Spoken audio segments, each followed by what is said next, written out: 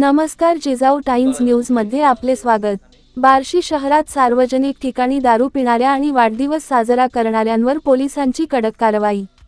आता बातमी पाहू विस्ताराने। बार्शी शहरात सार्वजनिक ठिकाणी दारू पिऊन गोंधळ घालणाऱ्या आणि वाढदिवस साजरा करणाऱ्या 32 तरुणांवर बार्शी पोलिसांनी कडक कारवाई केली आहे।